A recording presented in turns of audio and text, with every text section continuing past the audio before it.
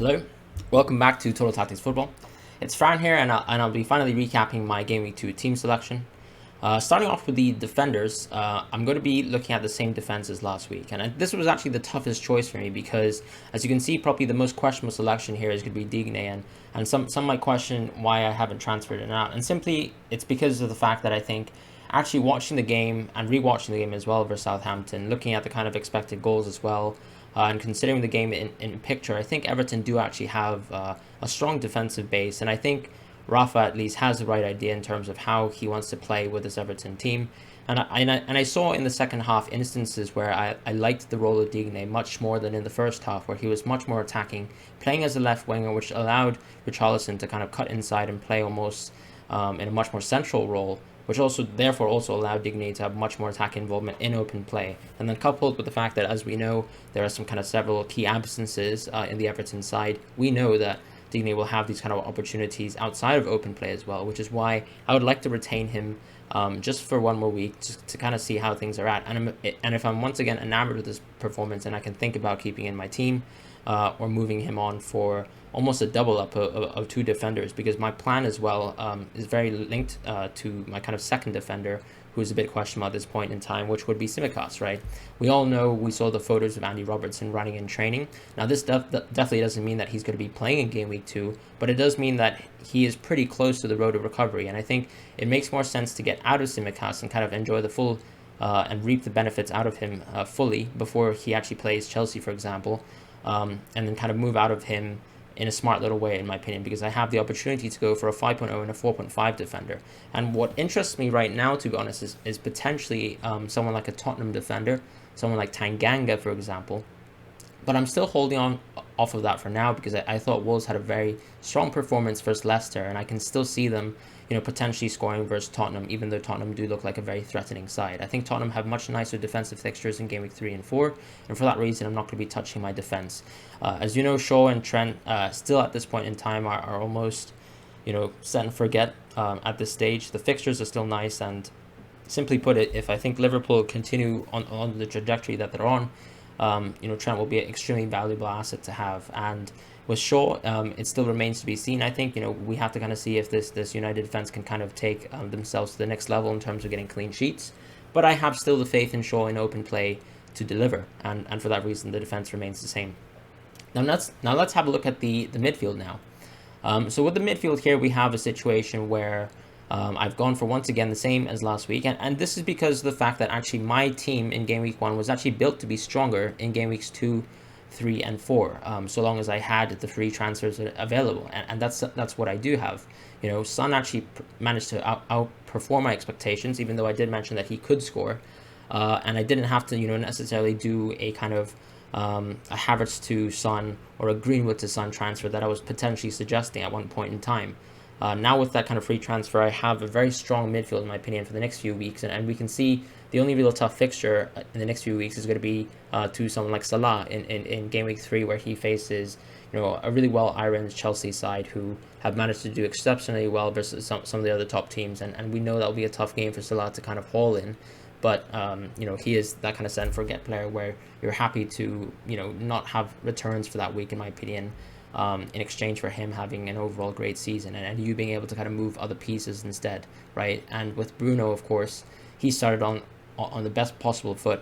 You can see some fireworks in the background, so that should be quite exciting. But going back to Bruno, it's just the fact that you have the opportunity for someone who plays as a shadow striker right now. I really like the role that Greenwood plays with Man United, because what happens is when Cavani plays striker for United, you see Bruno play just a bit deeper, and he doesn't necessarily go for these forward runs just as much, whereas someone like Greenwood will still naturally kind of move to cover space in different areas of the field. So he will move sometimes back into his more natural kind of right wing position at times, which allows for Bruno to make these runs in behind defenses. And of course, part of that is also how Leeds play. They're very man for man. So when someone like Greenwood does that kind of run, it really does allow Bruno to create havoc. I'm not necessarily saying he's going to repeat that performance for Southampton, but the reason why I have him captain is because I think Southampton really did look like an absolutely terrible side versus Everton.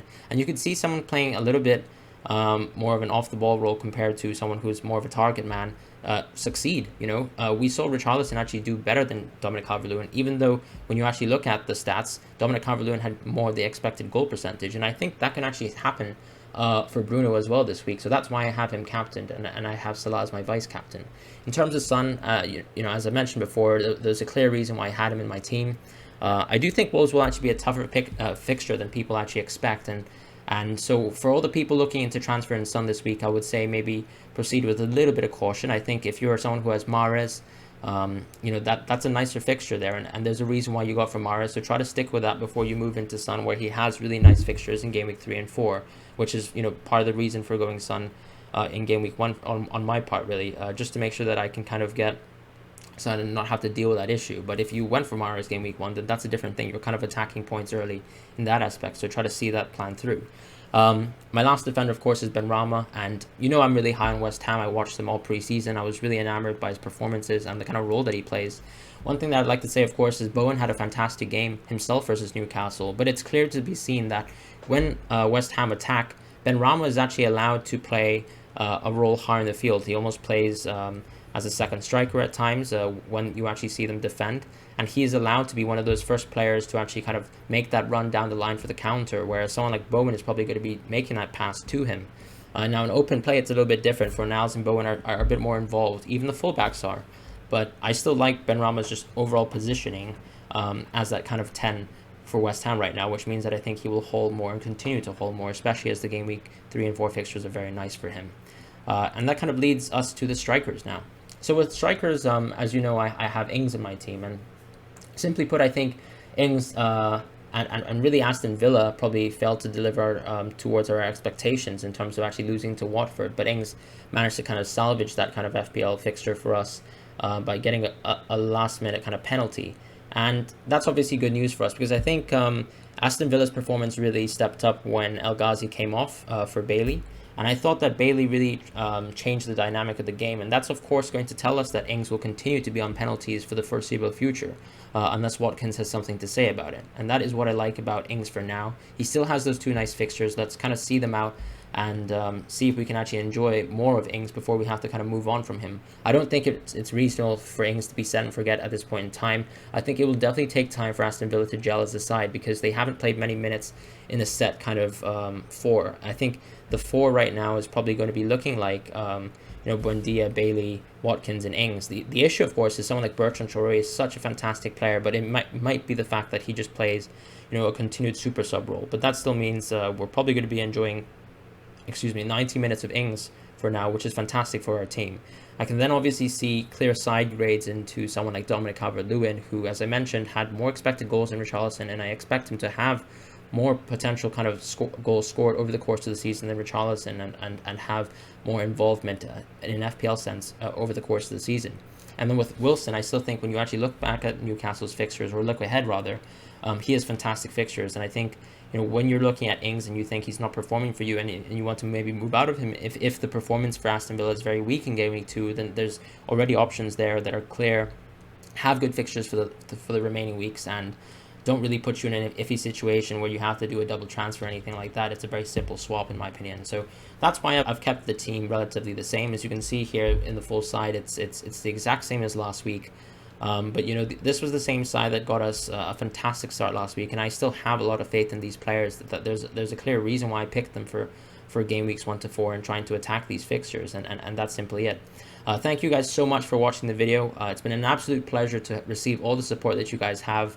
I've been trying to react to all your comments lately and respond to everyone's kind of queries and questions. If you have any more, please feel free to leave them in the chat or any kind of social media platform of your choice. But otherwise, I hope you guys have a wonderful game week ahead. There'll be more content on the way in terms of a hidden gem video that I'm planning to make, and a captaincy video as well. And also, I'll make sure to stay tuned for that kind of deadline stream that will be coming on Saturday morning as well. So take care, guys, and have a wonderful week ahead.